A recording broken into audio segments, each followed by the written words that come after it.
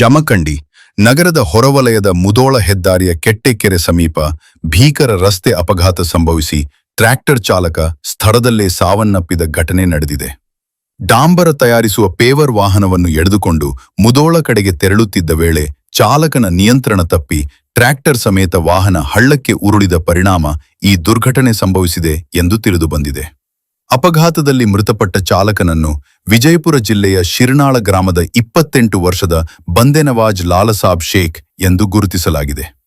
ಅವರು ರಾಜೇಸಾಬ್ ಜಾತಗಾರ ಅವರಿಗೆ ಸೇರಿದ ಟ್ರ್ಯಾಕ್ಟರ್ನಲ್ಲಿ ಚಾಲಕರಾಗಿ ಕಾರ್ಯನಿರ್ವಹಿಸುತ್ತಿದ್ದರು ಎನ್ನಲಾಗಿದೆ.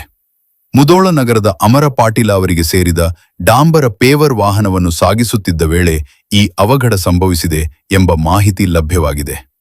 ಘಟನೆಯ ಸುದ್ದಿ ತಿಳಿಯುತ್ತಿದ್ದಂತೆ ಸಿಪಿಐ ಮಲ್ಲಪ್ಪ ಮಡ್ಡಿ, ಪಿಎಸ್ಐ ಅನಿಲ ಕುಂಬಾರ, ಗಂಗಾಧರ ಪೂಜೇರಿ ಸೇರಿದಂತೆ ಪೊಲೀಸ್ ಸಿಬ್ಬಂದಿ ಸ್ಥಳಕ್ಕೆ ಭೇಟಿ ನೀಡಿ ಪರಿಶೀಲನೆ ನಡೆಸಿದರು. ಅಗ್ನಿಶಾಮಕ ದಳದ ಸಿಬ್ಬಂದಿಗಳ ಸಹಾಯದಿಂದ ಮೃತದೇಹವನ್ನು ಹೊರತೆಗೆದು ಮರಣೋತ್ತರ ಪರೀಕ್ಷೆಗೆ ರವಾನಿಸಿ ಮುಂದಿನ ಕ್ರಮ ಕೈಗೊಳ್ಳಲಾಗಿದೆ. ಈ ಸಂದರ್ಭದಲ್ಲಿ ಸಹಾಯಕ ಅಗ್ನಿಶಾಮಕ ಠಾಣಾಧಿಕಾರಿ ಎನ್ಪಿ ಹುಗಾರ, ಸಿಬ್ಬಂದಿಗಳಾದ MB Hadagoudar, TY Bandari, Anand Hanabaratti, BS Biradar, Danayya Ganachari, Parashuram Teradal, SS Vajantri, BK Lamani, MS Doddamani ಸೇರಿದಂತೆ ಇನ್ನಿತರರು ಉಪಸ್ಥಿತರಿದ್ದರು.